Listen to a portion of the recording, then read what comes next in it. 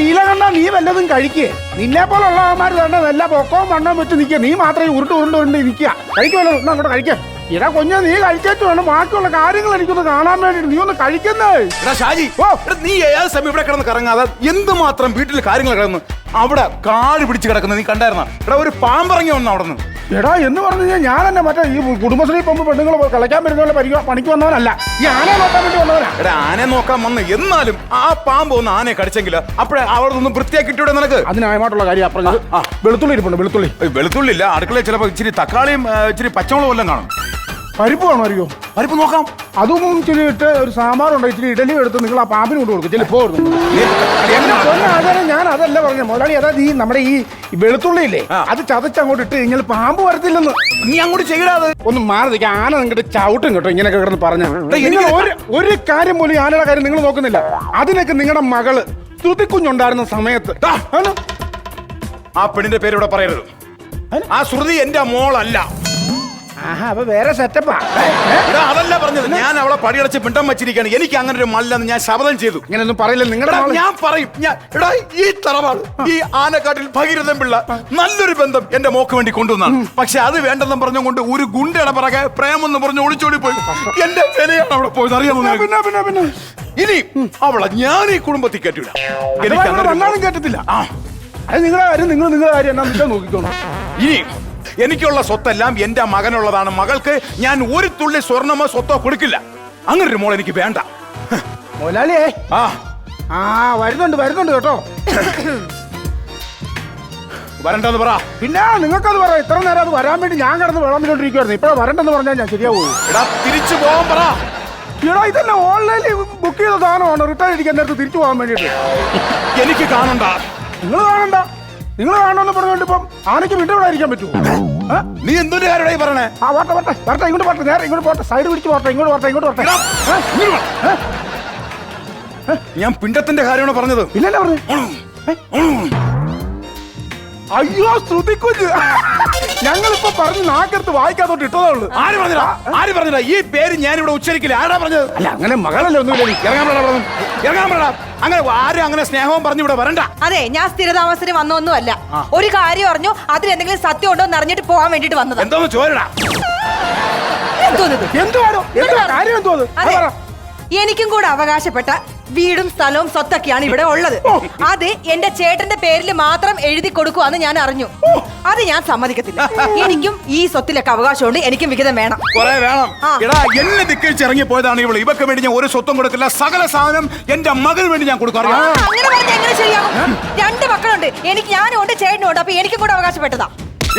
ഈ ആനക്കാട്ടിൽ ഭഗീരഥൻ പിള്ളയാണ് പറയണത്. എന്റെ സ്വത്ത് മുഴുവൻ എന്റെ മോനാണ്. മോക്ക് ഞാൻ ഒരു പുണ്ണാക്കും കൊടുക്കൂല. അതെ, ഈ ആനക്കാട്ടിൽ ഭഗീരഥൻ പിള്ളയുടെ മോളാണെങ്കിൽ ഈ ആനക്കാട്ടിൽ നിന്ന് സ്വത്ത് മുഴുവൻ മേടിച്ചിട്ടേ ഞാനും പോകും. ഒരു മരുമോൻ എന്ന് പറഞ്ഞ എനിക്ക് അന്തസ്സായിട്ട് ഒരാളുടെ മുന്നിൽ കൊണ്ട് നിർത്താൻ പറ്റൂല. വെറും ഒരു ഗുണ്ടയാണടാ ഭർത്താവ് എന്ന് പറഞ്ഞു കൊണ്ടുനടക്കണം. അറിയാമോ? എന്റെ ചേട്ടനെ വല്ലതും പറഞ്ഞായിരിക്കും. ഞാൻ ഒറ്റക്കൊന്നും അല്ല വന്നേക്കുന്നത്. എന്റെ ചേട്ടനും എന്റെ കൂടെ വന്നിട്ടുണ്ട്.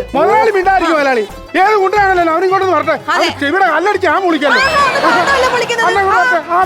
ആരാന്നറിയില്ല. ചേട്ടാ വാ.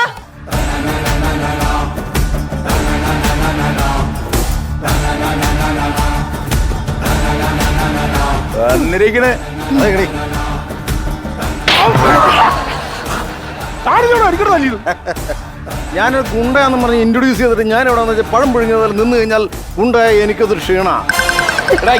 ഞാൻ പറഞ്ഞിട്ടാ ആനക്കാട്ടിൽ ഭഗീരഥ പിള്ള സകല നാട്ടുകാർക്കും അറിയാം.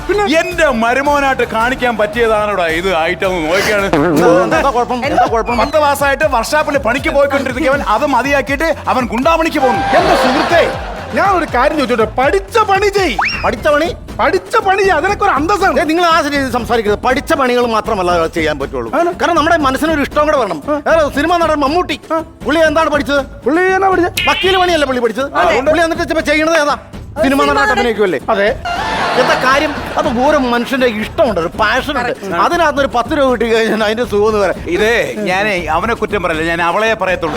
ഇവിടെ രാജകുമാരിയെ പോലെ ഈ തറവാട്ടി കിടന്ന പെണ്ണ് ഇപ്പൊ കിടക്കുന്ന വീടൊന്ന് കാണണം. ഇവന്റെ വീട് എന്റെ പൊന്ന് ഷാജി, ചെന്ന് കയറാൻ പറ്റത്തില്ല. ഫുള്ള് നായ്ക്കള്. നായ്ക്കളെന്ന് പറഞ്ഞു കഴിഞ്ഞാൽ തെരുവിൽ കിടക്കുന്ന സകല സാധനത്തിന് ഇവൻ കൊണ്ടിടുന്നു. അത് പെറ്റി വരുന്നു. ഇപ്പൊ തന്നെ 10-150 നായായി അറിയാമോ? ശകലമെങ്കിലും ബുദ്ധിയുള്ളവനായിരുന്നെങ്കിൽ ആ നായെ പിടിച്ചൊന്ന് വന്ധീകരിച്ച് വിടേണ്ട ഒരു മര്യാദ അവൻ കാണിക്കണ്ടേ? പറയുന്ന കേക്കടോ, ഈ വന്ധീകരി പട്ടിയെ പിടിച്ച് വന്ധീകരിച്ച് വിട്. മുനിയങ്ങാതി മനുഷ്യനാണെങ്കിൽ മൃഗമാണെങ്കിൽ അതിനെ പിടിച്ച് ചന്തീകരിച്ച് കഴിഞ്ഞാൽ അത് നാളെ ഒരു സമയത്ത് അത് കുത്തിയിരിക്കണേ എന്ത് ചെയ്യും? എടാ ചന്തീകരിക്കാനല്ല പറഞ്ഞ, വന്ധീകരിക്കാനാ പറഞ്ഞത്. അയ്യോ, ഞാനവിടെ ഈ പട്ടിയുടെ ചന്തീകരിച്ചിട്ട് നമ്മൾ മെഴുകുതിരി കുത്തി വെക്കണ വെക്കണ്ടേ? ഇവന്റെ എന്നാ കോലോ എനിക്കറിയാം അതല്ലടാ. ഇവിടെ ഞാൻ കയറ്റിയാലും ഉണ്ടല്ലോ എന്റെ അപ്പച്ചി, ഈ സ്വത്തിന്റെ എല്ലാം അവകാശമുള്ള അപ്പച്ചിക്ക് ഇവന്റെ പേര് പറയുമ്പോ ആ നിമിഷം ചൂടാവും. അറിയാം, അപ്പച്ചെന്നല്ല വിളിക്കണം, അപ്പച്ചട്ടിന്ന് വിളിക്കുക. ചുമ്മാ ചൂടാവും. അപ്പച്ചി വല്ലതും പറഞ്ഞോണ്ടല്ലോ അങ്ങനെ പേര് പോലെ ഞാൻ കടിച്ചെടുക്കൂടോ. അടിച്ച് ചെവികളടിച്ചാൽ പൊട്ടിക്കും. നീ ചോദിച്ചു മേടിക്കാടാ, നീ ചോദിച്ചു മേടിക്കല്ലേ. ഞാൻ ഒരു കാര്യം പറയാം, ആവശ്യമില്ലാത്ത അടിക്കരുത്. അടിച്ചാൽ എനിക്ക് പല്ലുവേന എടുക്കും. നിങ്ങൾ ആ കാര്യം മനസ്സിലാക്കുക. ഒന്നാമത്തെ കാര്യം ചിരിയും വരുന്നുണ്ട്. ഒരു ആനയും കൂടെ ഇവിടെ നിൽക്കുന്നത്. അല്ല, ഈ നിങ്ങൾ ഈ മീശ ഇങ്ങനെ വെച്ചേക്കുന്നതിന്റെ സംഭവം ഇതിന്റെ വേറെ ആനയോ? അതെ, അപ്പൊ ഓട്ടോറിക്ഷയില് സിസർ 2 സൈഡിൽ കെട്ടി വെച്ചിട്ട് ആനയാണോ? നീ വേറൊന്നും പറഞ്ഞു എന്റെ നീലകണ്ഠൻ വല്ലതും പറഞ്ഞോണ്ടല്ലോ. ഞാൻ പറഞ്ഞു ഞങ്ങളുടെ മുതലാളിയുടെ കേട്ടല്ലോ. ഞാൻ ചോദിച്ചോട്ടെ, ഈ മീശ അല്ല ശരിക്കും നീ എന്താ ഉദ്ദേശിക്കുന്നത്? മീശ കൊണ്ട് എനിക്ക് ഒന്ന് പറഞ്ഞ് 2ാം വാക്കിന് ദേഷ്യം വരും. വീട്ടിലുള്ളവരെ നമുക്ക് വീട്ടിൽ നിൽക്കുന്ന സമയത്ത് ദേഷ്യം വന്നാൽ നമ്മൾ എന്ത് ചെയ്യും? വീട്ടുകാരൻ ചേട്ടനെ അനിയനും പെങ്ങന്മാരെയൊക്കെ വെട്ടാൻ പറ്റുമോ? പിന്നെ ആ സമയത്ത് ഞാൻ ഈ മീശ സൈഡിലേക്ക് ഒന്ന് ഊടി വീഴും, ഒന്ന് ഊതി വിടും. ഈ കാറ്റിങ്ങനെ മീശക്കട സഞ്ചരിച്ച് ഇതിന്റെ തുമ്പിലെത്തുമ്പോ ഇതിന്റെ തുമ്പറ്റുണ്ടല്ലോ 2 അനക്കം അനക്കപ്പോ എന്റെ ചെവിക്കകത്ത് കയറി ഒരൊറ്റ അനക്കമാണ്. ആ അനക്കത്തിന് എനിക്കൊരു ചെറിയൊരു സുഖം കിട്ടും. ഞാൻ നേരെ പെരുവിരലങ്ങ് നിൽക്കും. ആ പെരുവിരലിൽ നിൽക്കുന്ന സമയത്ത് എന്റെ ദേഷ്യം പോകും. മീശ പിരിച്ചെന്നും പറഞ്ഞ് ആണാവൂല. നീ കേൾക്കാൻ പറയുന്നത് മീശ പിരിച്ചാൽ ആണാവൂല. അത്ര ആണത്തമുള്ളവനാണെങ്കിൽ, ധൈര്യമുണ്ടെങ്കിൽ എന്റെ നീലകണ്ഠൻ അടുത്തൊന്ന് വരാൻ പറയടാ. അതാരാ നീലകണ്ഠൻ? ഈ ആന. അതെന്താന്ന് വെച്ചാൽ ഒന്നാമത്തെ കാര്യം നീലകണ്ഠൻ ഇറങ്ങി നിൽക്കുക. പരിചയമില്ലാത്തൊരു അടുത്തോട്ട് ഇന്ന് പണി കിട്ടുന്നു. നീലകണ്ഠൻ എത്ര അടഞ്ഞിട്ടും ഒരു കാര്യമില്ല. ഈ നീലകണ്ഠനെ എന്റെ ഈ കയ്യിൽ കിടന്നാ വളർന്നത്. അതുകൊണ്ട് എന്റെ ഭർത്താവാന്ന് അറിഞ്ഞു കഴിഞ്ഞാൽ നീലകണ്ഠൻ എന്റെ ഭർത്താവിനെ ഒന്നും ചെയ്യൂല. നിങ്ങൾ ആവശ്യമില്ലാത്ത പണി കാണിക്കലും മാറി നിൽക്കട്ടോ. ധൈര്യമായിട്ട് വേണമെങ്കിൽ വിളിച്ചോണ്ട് പോവാ. ചുമ്മാ കിടവിടെ എന്റെ മുമ്പ് അച്ഛൻ വെറുതെ എന്റെ അടുത്ത് വാശി കാണിക്കല്ലേ. വിളിക്കരുത്. പിന്നെ ഈ മുഖം നിറച്ച് പൂടയുള്ളവനെ പിന്നെ അമ്മാന്ന് വിളിക്കാൻ പറ്റുമോ?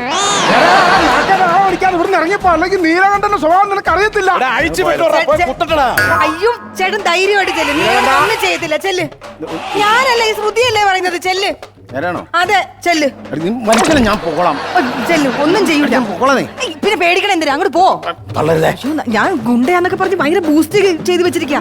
ചെല്ലങ്ങോട്ട്. എന്തുകൊണ്ട് ഞാൻ ആണുങ്ങളെ വേണമെങ്കിൽ വെട്ടി താഴെ ഇടും. എന്നാലും കൈ കൊണ്ട് പതുക്കം തൊട്ടെ. ഒരു കാര്യം ഞാൻ ഇവിടെ നിന്ന് മുള്ളിക്കഴിഞ്ഞ് എന്നെ പിടിച്ച് കളിയാക്കട്ടോ. രണ്ടുപേരും അവിടെ അടങ്ങി കാണണമല്ലോ ധൈര്യം.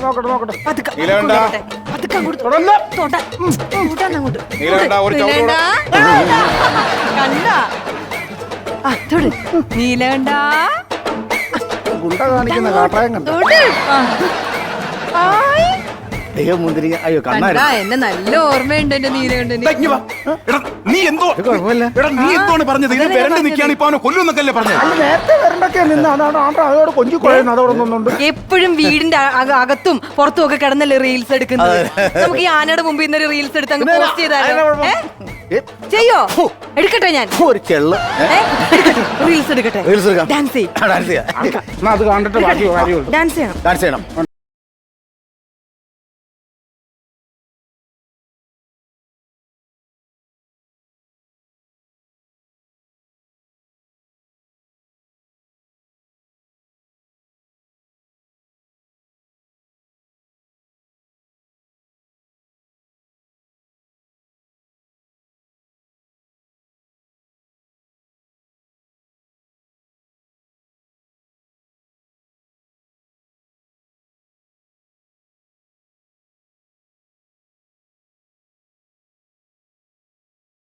ഈ കാണിക്കുന്നതൊക്കെ നീ കണ്ടോ? എടാ നീലാണ്ട പിടിച്ച് മാറ്റുള്ളവനാ. നീലകണ്ഠ കാണ്ട് ഇവൻ എന്നെ നീക്കി കാണിക്കും. അടിപൊളി അടിപൊളി അടിപൊളി അടിപൊളി അടിപൊളി അടിപൊളി.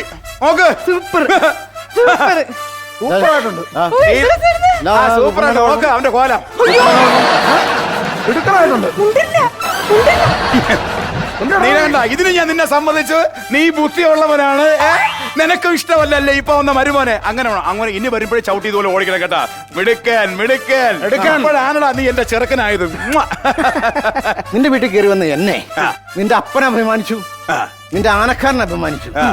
ഇവൻ മൃഗമായി ഇവൻ എന്നെ അപമാനിച്ചു. ഇത് ഞാൻ പൊറുക്കില്ല. ഞാൻ പൊറുക്കില്ല ഞാൻ. അതിന് നിനക്കറിയാലോ ദേഷ്യം വന്ന എന്റെ സ്വഭാവം നിനക്കറിയാലോ. അയ്യോ വേണ്ട ദേഷ്യം വരണ്ട.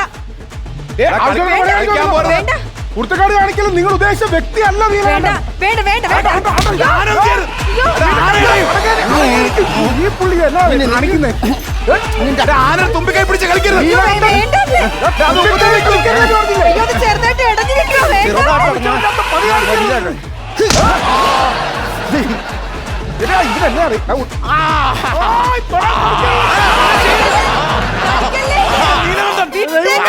കാണിക്കുന്ന ഭ്രാന്ത് പിടിച്ചവൻ. പൊറോട്ട ആനറിഞ്ഞ് നല്ല ടേസ്റ്റ് കേട്ടോ. നീ എന്റെ നീല ആനെ കടിച്ചിട്ട് നിങ്ങൾ തിരിക്കുവാണോ? നീങ്ങി വാ, നീങ്ങി വാ. അങ്ങോട്ടൊന്ന് നോക്ക്. മക്കളെ നീരേണ്ട നീ മിടുക്കാനാടാ. ആദ്യം അവന്റെ മുണ്ട് പറിച്ചു, ഇപ്പൊ അവന്റെ മീശ പറിച്ച് മിടുക്കാൻ. കാര്യം പറഞ്ഞ ഒരു സൈഡ് പോയി. ഞാൻ ആദ്യം പറഞ്ഞതാണോ നീലകണ്ഠെടുത്ത് കളിക്കരുത് കളിക്കരുതെന്ന്? കളിക്കരുതെന്ന് പറഞ്ഞതാണോ? അല്ല, നിങ്ങൾ ആശ്രയിച്ച് വർത്താനം കാണിച്ചത്. ഞാൻ 20 വർഷമായിട്ട് കരടി നായി തേച്ചുണ്ടാക്കി വളർത്തിയെടുത്ത മീശയാണ് നിന്റെ ആന കടി കളഞ്ഞ്. ആനപ്പക പോലെ എനിക്കുണ്ടാ പക.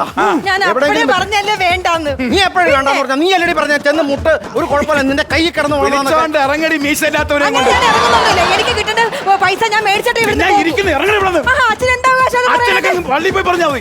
അച്ഛനല്ല ആരാണെങ്കിലും ഞാൻ മേടിച്ചിട്ടേ പോകും. നിങ്ങൾ ഇങ്ങനെ കിടന്ന് ഒറ്റപ്പാടും തോളം ഉണ്ടാക്കുന്നത് ഞാൻ ഒറ്റപ്പാടുണ്ടാക്കും. നീ നിങ്ങൾ മാറുക. എനിക്ക് ചിരി വരുന്നു സത്യം പറയാലോ. ഒന്നും പറയണ്ട ഒന്നും പറയണ്ട. ഇതിനൊരു തീരുമാനം ഇപ്പൊ ഓക്കെ ഒന്നും പറയണ്ട. ഇതിനൊരു തീരുമാനം ഉണ്ടാക്കിയിട്ടേ ഞങ്ങൾ പോകും. ഇതെന്നെ സംഭവം അറിയോ? ഈ അച്ഛൻ ഈ കിടന്ന് ഈ ചാടുന്ന ചാട്ടവും വെള്ളവും ഒക്കെ ഉള്ളൂ. അച്ഛനെ ഒന്ന് കെട്ടിപ്പിടിച്ച് ഒരു ഉമ്മയെ കൊടുത്ത് ഒന്ന് കരഞ്ഞു കഴിഞ്ഞാൽ തീർന്ന പ്രശ്നമേ ഉള്ളത്. ഇതിനോട് താനീ കാണിച്ചോണ്ട് പച്ചലേ കടിച്ചു സൈഡിൽ എന്തെങ്കിലും പിടിച്ചില്ലെങ്കിൽ എനിക്ക് ഗുമ്മു വരില്ല. എന്റെ ചേട്ടാ ഇവര് പറഞ്ഞ സത്യം എനിക്ക് വരെ ചിരി വരുന്നു. പോടുന്നു. അച്ഛനെ ചെന്ന് കെട്ടിപ്പിടിച്ച് ഒന്ന് കരഞ്ഞു ഒന്ന് സോപ്പിട്ടെ സ്വത്തുമായിട്ട് ഇവിടുന്ന് പോകാം. അതുകൊണ്ടായി പറഞ്ഞത്. കിട്ടുമോ? പോയിക്കോ. കിട്ടാൻ ഞാൻ എന്ത്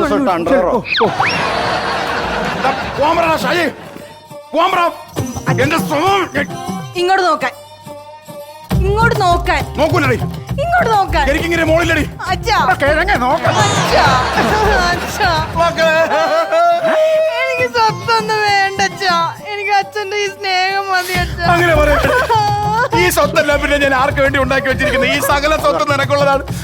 അവരെ വിളിച്ചോളൂ. ഇപ്പൊ എന്റെ സ്വത്ത് മൊത്തം ഞാൻ നോക്ക് തരും. വേണ്ടച്ചാ അച്ഛനാ വേണ്ടച്ചാ. ഞാൻ ഈ ഗുണ്ടകളോടെ പോയതല്ലേ. അച്ഛന്റെ വാക്ക് ധിക്കരിച്ച്. അതുകൊണ്ട് എനിക്ക് ഒന്നും വേണ്ടച്ചാ. എനിക്ക് ഒന്നും വേണ്ട ഇവിടുന്ന്. നീ എന്താ വർത്താനേ പറഞ്ഞ? നീ ഒന്നും വേണ്ടാന്നോ? നമ്മൾ അവിടെ നിന്ന് എന്നാന്ന് പറഞ്ഞാ വന്നേ? അയൽക്കൂട്ടിൽ നിന്ന് വണ്ടിക്കൂലി മേടിച്ചിട്ടല്ലേ വന്നേ? ഇവിടുന്ന് ഒന്നും മേടിക്കാൻ പോയി അങ്ങനെ തിരിച്ചു കൊടുക്കുന്നേ? അതെ എനിക്ക് വേണ്ട. എനിക്ക് അച്ഛന്റെ ഈ സ്നേഹം മാത്രം മതി. എടി അച്ഛന്റെ സ്നേഹം കൊണ്ട് നമുക്ക് വീട്ടിൽ കൊണ്ടുവന്ന് ജീവിക്കാൻ പറ്റുമോ? കൊച്ചിന് ട്യൂഷൻ കൊടുത്തല്ലേ ഈ മാസത്തെ? മക്കൾക്ക് സ്വത്തൊന്നും വേണ്ടല്ലോ. ഇതാണ് എന്റെ മകള്. എന്റെ സ്ത്രീ എനിക്ക് തിരിച്ചു കിട്ടി. എന്റെ ബാബ എനിക്ക് തിരിച്ചു കിട്ടി. വേണ്ട കേട്ടോ എനിക്ക് സ്വത്ത് വേണ്ട. ഒരു കാര്യം നീ മറിക്കും വേണ്ടെന്ന് പറഞ്ഞില്ലേ? ഒരു കാര്യം ഞാൻ പറഞ്ഞേക്കാം. ഇത് നിങ്ങളുടെ മകളാണെങ്കിൽ, ഇത് എന്റെ ഭാര്യയാണെങ്കിൽ, ഈ നിൽക്കുന്ന ആനക്കാരനാണെങ്കിൽ, എന്റെ ഭാര്യക്ക് കിട്ടാനുള്ള സ്വത്ത് മൊത്തം കിട്ടാൻ ഞാൻ ഇവിടുന്ന് പോകൂല. അവക്ക് വേണ്ടെന്ന് പറഞ്ഞ പിന്നെ നിനക്ക് എന്താ ഇത് സ്വത്തിന് വേണ്ടി? ഒരു കാര്യം ഞാൻ പറഞ്ഞേക്കാം. ഇവനെ മീശ വലിച്ചു കൊടുത്തവനാ. എന്റെ ഭാര്യക്ക് കിട്ടേണ്ട വിഹിതം കിട്ടാതെ ഞാനിടുന്ന് പോകില്ല പോകില്ല പോകില്ല. മിടുക്കൻ നീലകണ്ഠൻ, മിടുക്കൻ നീലകണ്ഠൻ. നീ എന്താണ് പറഞ്ഞത്? കിട്ടേണ്ടത് കിട്ടിയാലേ ഇവിടെ നിന്ന് പോവുള്ളൂ. ഇപ്പൊ കിട്ടിയല്ലോ, കിട്ടിയല്ലോ. കിട്ടി കിട്ടി. ബാബാ ഇനി പോവാ നമുക്ക്. തലം വിട്. അച്ഛാ കുഴമ്പ് മേടിക്കാനെങ്കിലും ഒരു ഇറങ്ങണം.